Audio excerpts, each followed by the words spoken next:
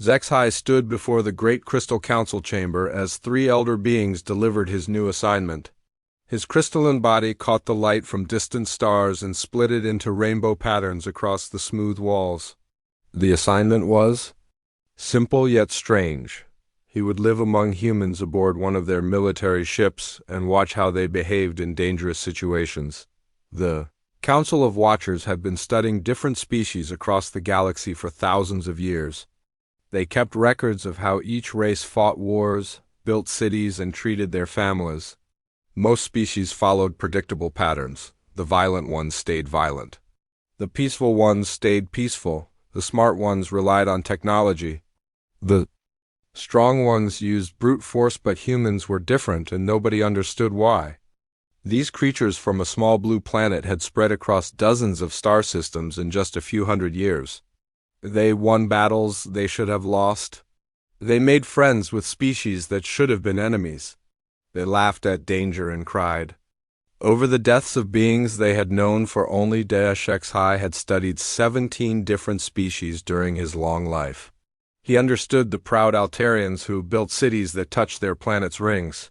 He knew why the insect-like Vrex worked together like a single mind. He had watched the gas giant dwellers who thought in mathematics instead of words. Humans confused him completely. Their military reports made no sense. One day they would charge into impossible odds to save a single soldier. The next day they would retreat from easy victories because they worried about civilian casualties. Other species called them unpredictable, dangerous, and impossible to understand. The transport ship that carried Zexhai to his assignment was quiet and efficient. He spent the 3-day journey reading human files and trying to make sense of their behavior patterns. According to the records, humans had been involved in 47 major conflicts since joining the galactic community. They had 139 of them, despite being outnumbered or outgunned in most cases. When the transport docked with the human vessel called UCS Defiant, Zexhai expected formal military procedures. Instead, a tall human with graying hair and kind eyes met him at the airlock. The human wore a uniform with captain's markings but moved with casual confidence. That seemed wrong for such a dangerous profession. "Welcome aboard, Zexhai," Captain Jake Morrison said with a smile that showed white teeth. "Hope you don't mind our cooking. Our chef makes everything taste like recycled air, but it's nutritious." The captain led him through corridors that buzzed with activity. Humans moved quickly but not frantically. They called greetings to each other and made jokes that Zexhai didn't understand. Some carried weapons but treated them like tools rather than sacred objects. Others worked on equipment while humming musical sounds. "Your quarters are next to the observation deck," Morrison explained as they walked. "Figured you'd want to see the stars while you're writing your reports. Lisa Hayes, our tactical officer, will show you the ship's systems tomorrow. She's better with computers than I." They passed the ship's common area where off-duty humans gathered around tables. Some played games with small colored pieces. Others read on electronic devices. A few watched entertainment programs on wall screens. Zexhai noticed they sat in mixed groups, officers with enlisted crew, different skin colors together, males and females sharing the same spaces on his homeworld. Such mixing would cause problems. Different castes kept to their proper places. Workers stayed with workers, leaders stayed with leaders. But these humans seemed to ignore such natural boundaries. "Tomorrow we'll run some training exercises," Morrison continued. "Nothing too exciting? Just keeping the crew sharp. You can watch from the bridge if you want to see how we work." A young human female with dark hair approached them. She wore the uniform of a medical officer and carried a small scanner. "Captain, I need to check our observers' environmental needs. Some species have trouble with our artificial gravity." "Susan Parker, meet Zexhai," Morrison made the introduction. "Susan keeps us all healthy and sane. Well, healthy anyway. The same part might be beyond anyone's abilities." Parker smiled at the joke and ran her scanner over Zexhai's crystalline form. "Your readings look good. The ship's environment should be comfortable for you. Let me know if you need anything adjusted." As they continued the tour, Zexhai noticed more strange human behaviors. A maintenance worker stopped his job to pet a small furry animal that had somehow gotten loose in the corridor. Two security officers argued loudly about something trivial, then laughed and walked away as friends.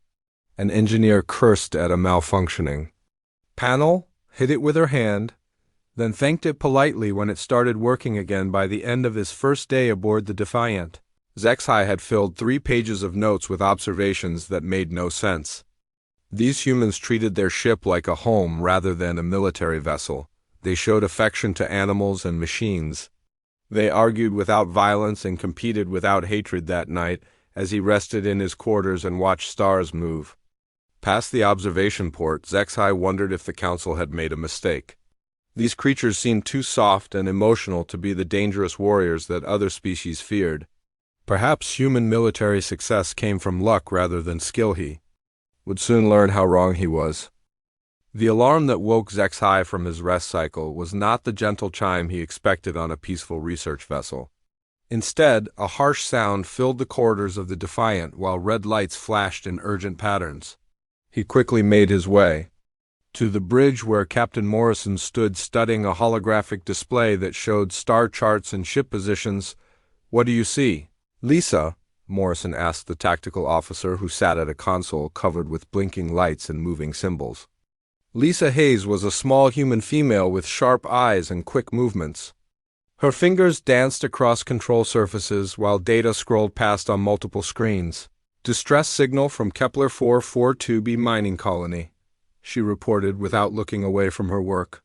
"Signal cut off mid-transmission about 6 hours ago.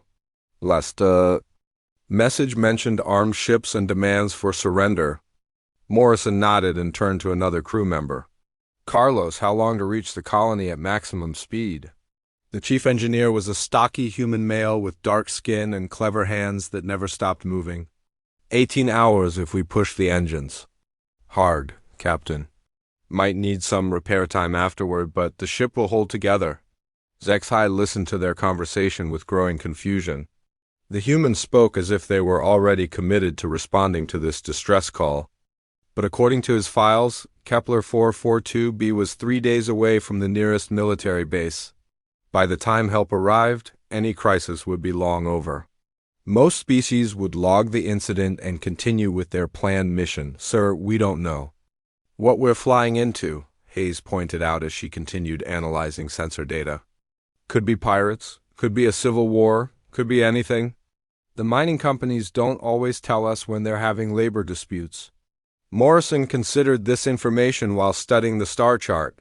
"Recommendations, people." "I say we go," Carlos announced from his engineering station. "Those miners are just trying to make a living. If someone's shooting at them, they need help." Susan Parker entered the bridge carrying a medical kit and additional supplies. "I've prepared the sick bay for casualties. Whatever's happening at that colony, people are going to be hurt." HFY watched this exchange with fascination. The humans were discussing a dangerous mission to help complete strangers. They had no orders from their superiors. They would receive no payment for their efforts. There was no strategic advantage to be gained. Yet they spoke as if the decision was already made. "Any objections to altering course?" Morrison asked the bridge crew. When nobody spoke against the idea, he nodded to the helmsman. "Set course for Kepler 442b, maximum sustainable speed. Lisa, start working on tactical scenarios. We'll need options when we arrive." As the Defiant changed course and accelerated toward the mining colony, HFY felt the ship's artificial gravity adjust to compensate for their new heading. The crew moved with increased urgency but not panic. They prepared weapons and equipment while joking about the quality of mining colony food and wondering if the miners would have decent entertainment systems 18 hours later. They dropped out of faster-than-light travel at the edge of the Kepler 442 system. What they found there made HFY's crystalline body tremble with recognition and ancient fear. The ships surrounding the mining colony were not the crude vessels of ordinary pirates. Instead, they were covered with strange growths that pulsed with sick light. Their hulls showed deliberate damage that formed patterns painful to look at directly. "What are those markings?" Hayes asked as she focused the ship's sensors on the alien vessels. The symbols that covered their hulls seemed to move and shift. When viewed on the display screen, XA forced himself to speak, despite the terror that filled his crystalline form. Those are void-sworn ships. They are not pirates seeking profit. They are something far worse. The bridge fell silent as the humans processed this information. Captain Morrison turned to face him with calm eyes that showed no fear, only curiosity. "Tell us what we're dealing with, Zexhai." "The Void-Sworn are a cult that worships entropy and destruction," Zexhai explained, his voice cracking like stressed crystal. "They believe the universe should return to the emptiness that existed before the first stars formed. They travel between star systems seeking to spread suffering and madness. My people have legends about them destroying entire civilizations centuries ago." Hayes studied the alien ships on her tactical display. "How many species are in this cult?" "Any species can join if they abandon hope and embrace despair," Zexhai replied. "They modify their bodies and their ships to reflect their beliefs. They feel no pain and fear no death because they believe existence itself is a mistake that must be corrected." Captain Morrison absorbed this information while studying the tactical situation. The Void-Sworn had 7 ships surrounding the mining colony. The Defiant was alone and outgunned. Any reasonable commander would call for reinforcements and wait for orders from higher authority instead. Morrison turned to his crew. "Options, people?" "Their ships are old but heavily armed," Hayes reported. "Strange energy signatures from those. Biological modifications. I can't predict how their weapons will perform, but I can target structural weak points where the organic growths meet the original hulls." Carlos studied engineering displays that showed power readings from the alien vessels. "Whatever they've done to their ships has made them inefficient. They're running hot and consuming lots of power. If we can force them into extended combat, they might start breaking down on their own." Susan Parker reviewed casualty projections on her medical displays. "The colony has 3,000 inhabitants. If the Void-Sworn are conducting their usual operations, we don't have much time before the psychological damage becomes permanent." Morrison nodded at each report. "We're going in. Lisa, I want targeting solutions for their command ship and anything that looks like a communications array. Carlos, prepare for combat power and damage control. Susan, get ready for traumatized civilians." As the Defiant moved deeper into the system toward the besieged mining colony, Zexhai watched the human crew prepare for battle against an enemy that had haunted his people's nightmares for generations. They showed no sign of the paralyzing terror that should have overwhelmed any rational being facing the Void-Sworn instead. They made jokes about the aliens' poor ship maintenance and speculated about whether mining colony coffee was strong enough to keep them awake during extended combat operations.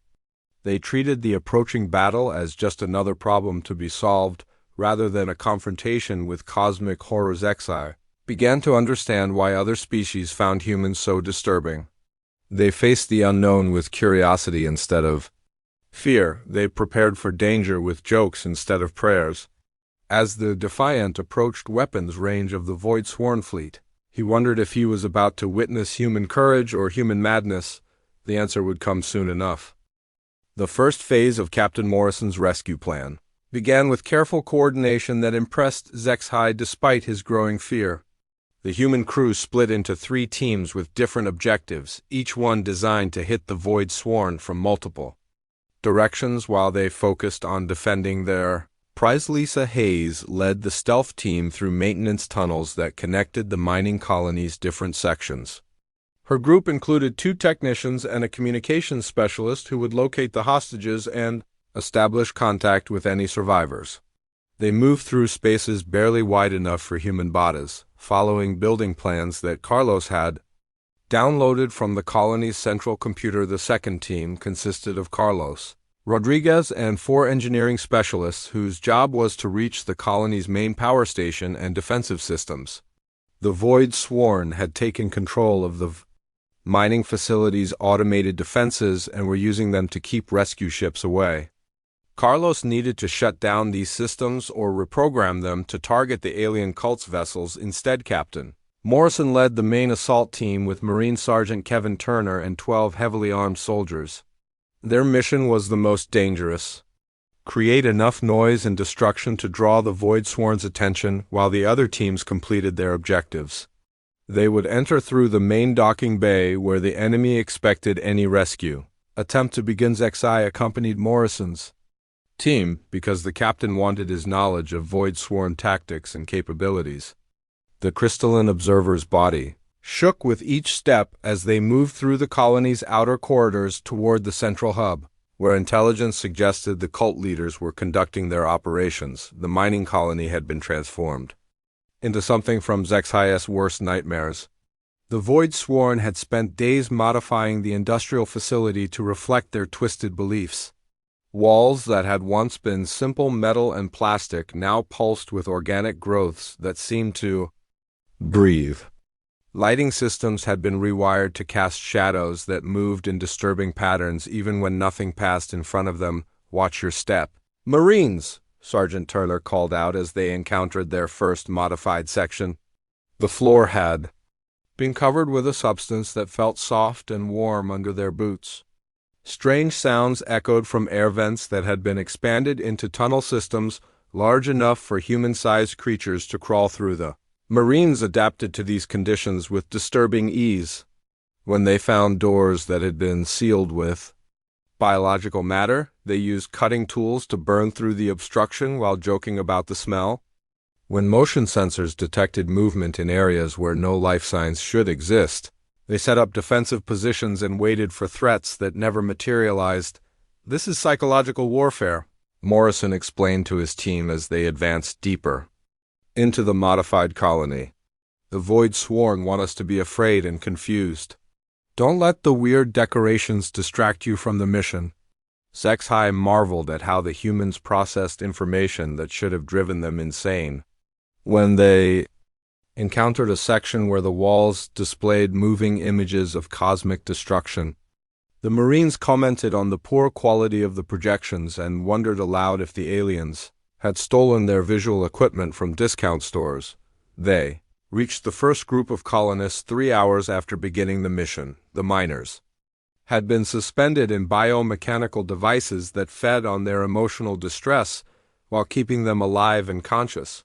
The machines were designed to amplify fear and despair, turning human suffering into a form of energy that the Void Sworn could consume. Susan Parker worked with calm efficiency to free the traumatized survivors while her medical scanners analyzed the alien technology. The neural interfaces are designed to stimulate terror responses, she reported while cutting through the organic restraints. The victims have been subjected to controlled hallucinations showing their worst fears in endless loops. The freed colonists babbled about visions of universal death, cosmic emptiness, and the heat death of everything that had ever lived. Their minds had been exposed to concepts that most species found unbearable. Yet Susan spoke to them with gentle reassurance while administering drugs that would help stabilize their psychological condition. You're safe now, she told each rescued colonist while checking their vital signs. The bad dreams are over. We're going to get you out of here. Meanwhile, Lisa's team reported success from the colony's communication center. We've located the main hostage group, her voice crackled through the comm system. They're being held in the central processing facility. I'm also picking up some kind of broadcast equipment. The Void Sworn are preparing to transmit something to nearby star systems. Carlos responded from the power station where his team was fighting to regain control of the colony's defensive systems. Whatever they're planning to broadcast, it's going to need a lot of power. I'm seeing massive energy buildups in the main reactor. If we don't stop them soon, this whole place might go critical. Captain Morrison processed this information while his team continued, advancing through increasingly disturbing sections of the modified colony. The Void Sworn had been busy during their occupation of the mining facility. Every room showed signs of their influence, furniture arranged in patterns that hurt to look at, lighting systems modified to cast shadows in impossible directions, and air circulation systems that carried sounds from empty spaces. How much time do we have? Morrison asked Carlos over the comlink. Hard to say, Captain. The alien modifications to our power systems are like nothing I've ever seen. They're using the reactor to power some kind of subspace transmitter. If my calculations are right, they could reach a dozen star systems with whatever they're planning to broadcast. The Marine team reached a section where the Void Sworn had been conducting experiments on human psychology. The facility's original research laboratory had been expanded with organic growth chambers and biomechanical analysis equipment. Charts and displays showed the results of tests designed to measure different species' responses to existential terror. Sergeant Turner studied the alien research with professional interest. Looks like they've been trying to figure out what makes us tick, he commented while reviewing data that would have driven most beings insane. Wonder if they learned anything useful. Zexai looked at the same displays and felt his consciousness fragmenting under the assault of knowledge that should never be comprehended by living minds.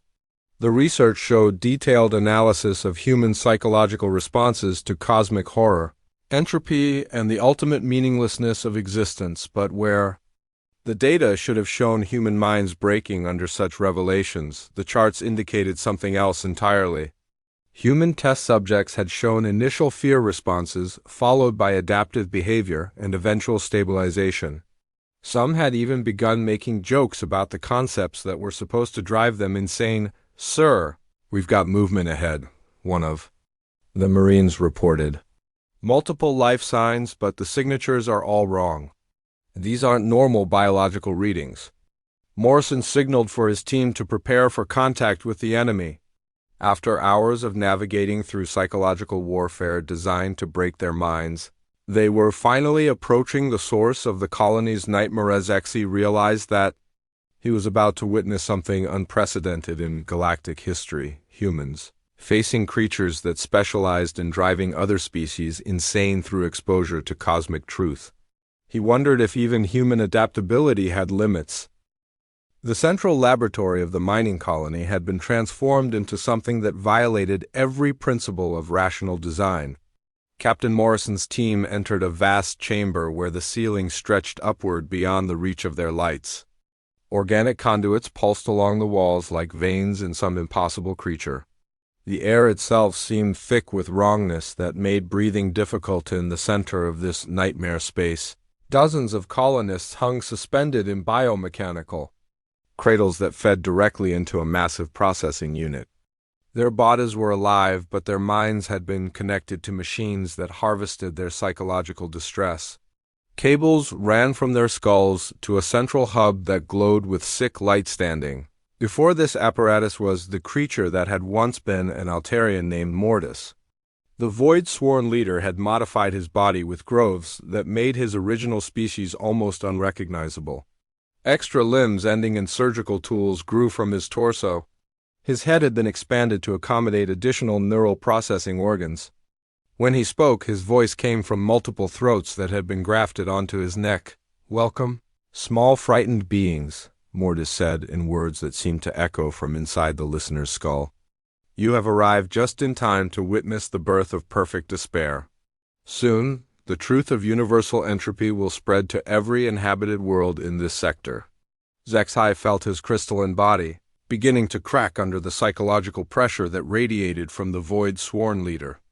Ancient memories inherited from his species' racial consciousness showed him visions of Cathara, worlds consumed by expanding darkness. He saw crystalline cities reduced to dust as their inhabitants lost the will to maintain them. He experienced the slow death of hope that had nearly destroyed his people centuries ago, but the humans around him showed a completely different response to the same stimuli. Captain Morrison stepped forward and studied the suspended colonists with calm professional interest. His tactical assessment was precise and practical rather than paralyzed by existential horror. "Sergeant Turner, can your demo specialist bring down that support structure without hurting the hostages?" Morrison asked while pointing to the organic framework that held the biomechanical apparatus together. Turner examined the alien construction with the eye of someone who had spent years learning how to destroy things efficiently. "The biological components look soft, sir. Standard explosive charges should cut through them without much shrapnel." Give me 5 minutes to set shape charges and we can bring the whole thing down. Susan Parker was already moving toward the suspended colonists with her medical equipment. She ignored the psychological warfare projections that filled the air around the processing unit and focused entirely on the practical problem of freeing traumatized people from alien technology. The neural interfaces are more sophisticated than the ones we encountered earlier, she reported while scanning the nearest hostage. But the connection points are still biological. I can sever them without permanent damage if we move fast. Mortis watched these preparations with what might have been confusion.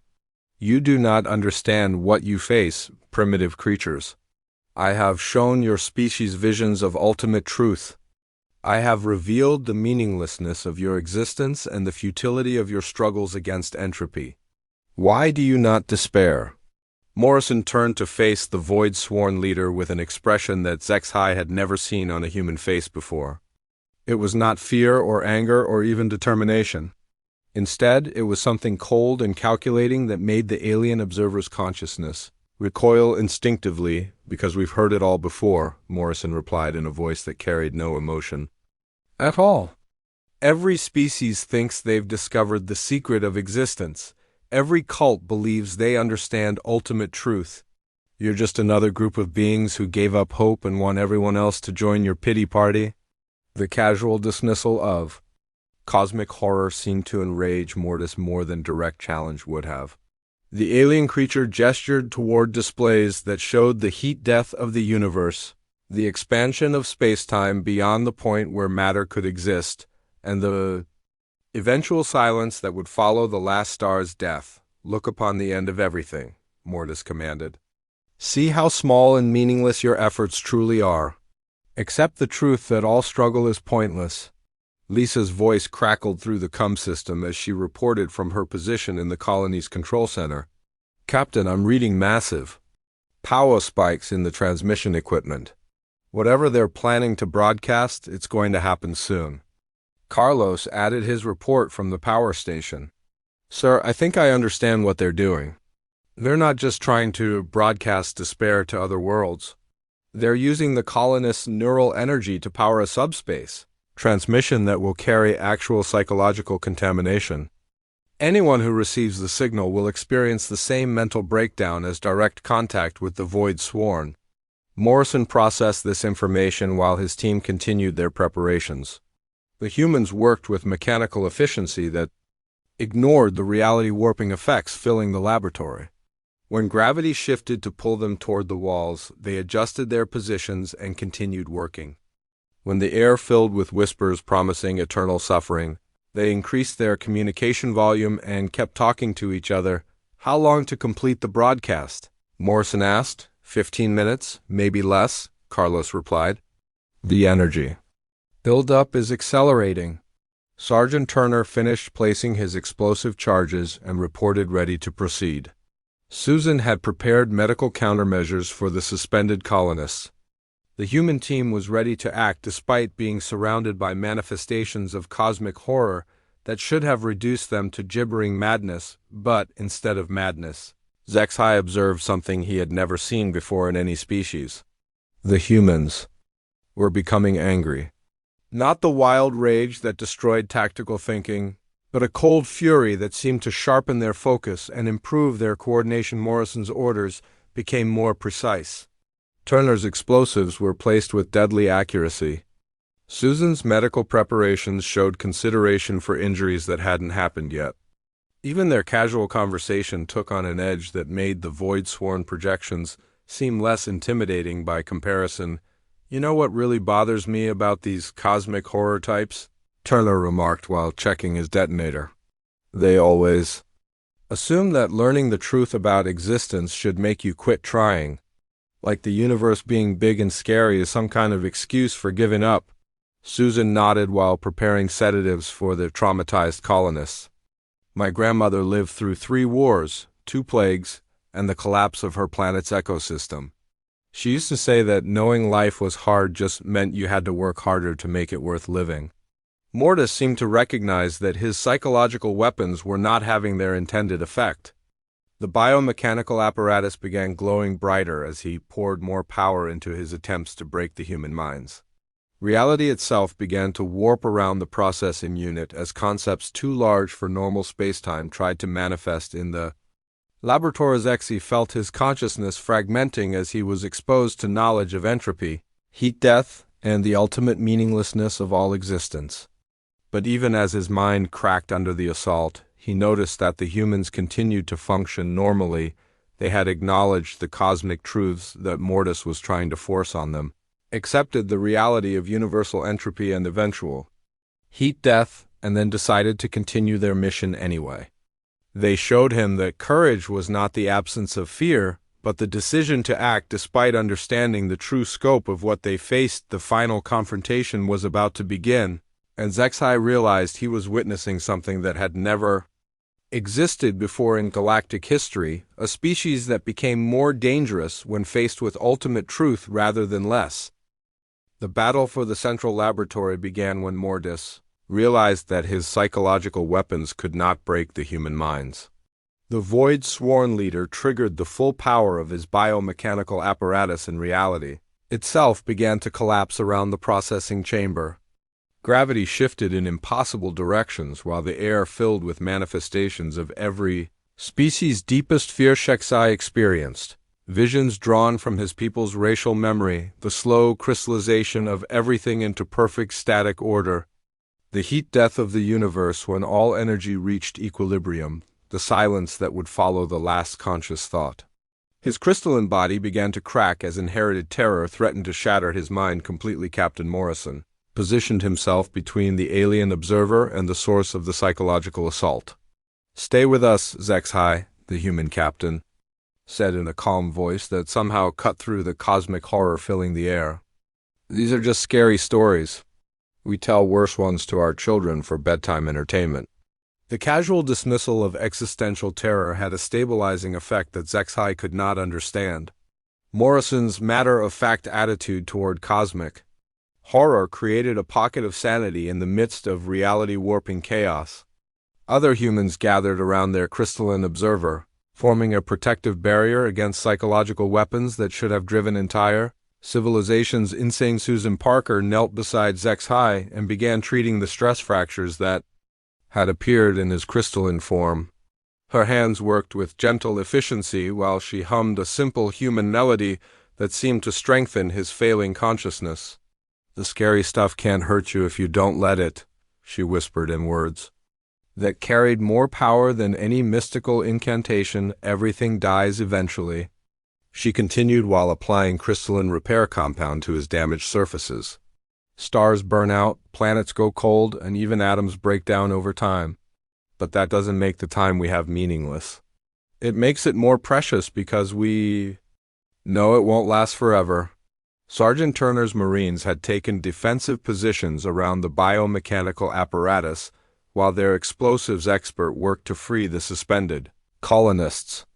The reality-warping effects made their weapons malfunction and their equipment behave in unpredictable ways, but they adapted with the same practical flexibility they had shown throughout the mission. "Guns are acting weird, but knives still work," Turner reported while cutting through organic cables with a simple blade. "Sometimes the old ways are the best ways." Lisa's voice came through the COM system with updates from the control center. "I'm seeing power fluctuations in the transmission equipment. Whatever they're doing in the main lab is affecting the broadcast preparation. Keep doing it."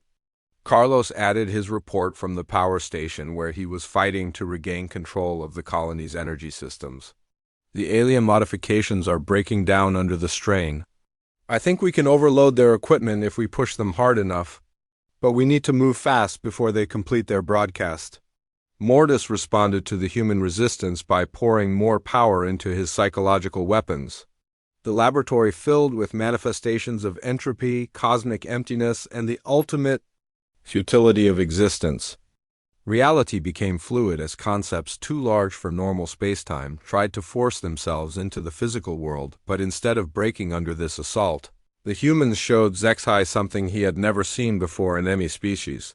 They acknowledged the cosmic truths being forced on them and then chose to continue fighting anyway. They accepted the reality of universal entropy while still working to save the colonists. They recognized the ultimate meaninglessness of existence while treating each rescued life as infinitely valuable. Morrison admitted his fear of failing his crew while making tactical decisions that put their safety above his own survival. "I'm terrified of getting you people killed," he told his team over the comm system. "But hiding from danger won't keep anyone safe. We finished the mission." Lisa confessed her terror of being forgotten while performing acts that would be remembered throughout galactic history. "Maybe nobody will remember we were here," she said, while working to prevent the psychological contamination from spreading to other star systems. "But these colonists will remember being saved." Turner spoke of his fear of dying meaninglessly while preparing to sacrifice himself to ensure the mission's success. "Death comes to everyone eventually," he said while setting final charges around the biomechanical apparatus. "The only choice we get is whether it means something when it happens." Susan continued treating wounded colonists even as reality fractured around her, facing down her terror of helplessness in the presence of suffering. "I can't save everyone," she whispered while working to stabilize traumatized minds. "But I can save someone, and that has to be enough."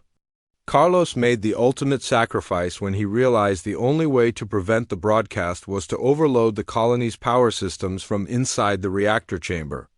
"Tell my family I love them," he said over the comm before sealing himself in the power station and triggering a controlled overload that would destroy the Void Sworn's transmission equipment. The explosion that followed Carlos's sacrifice sent shockwaves through the entire colony. The biomechanical apparatus began breaking down as its power supply fluctuated wildly.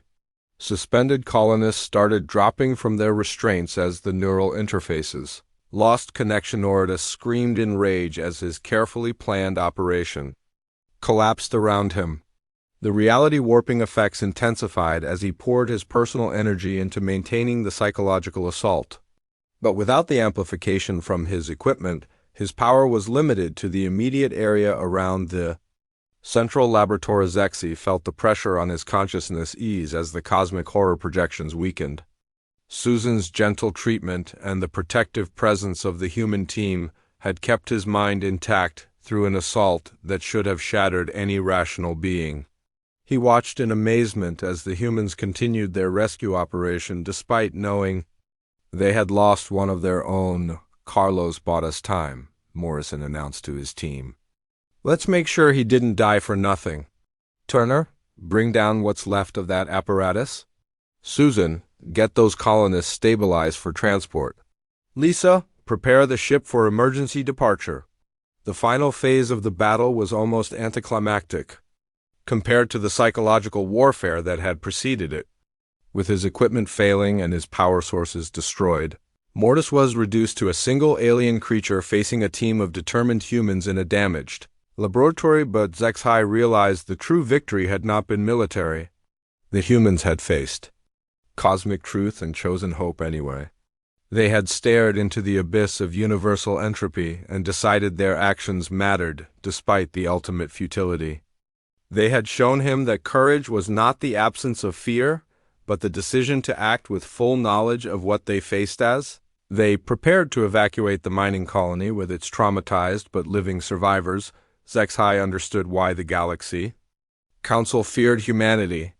It was not their weapons or their tactics that made them dangerous. It was their refusal to be broken by the truth about existence itself. The final moments of the battle came not with explosions or dramatic speeches, but with the quiet efficiency of humans doing what they believed was right. Sergeant Turner's explosives brought down the remaining biomechanical apparatus in a controlled demolition that freed the last of the suspended colonists without injuring them.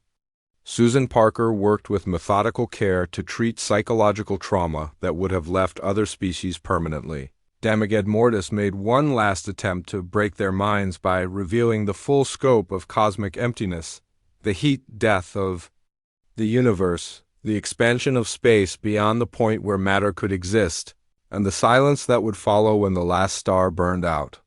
He showed them visions of galactic civilizations rising and falling like waves on an infinite shore. Each one believing their achievements would last forever. Zexai felt these revelations like physical blows against his crystalline consciousness.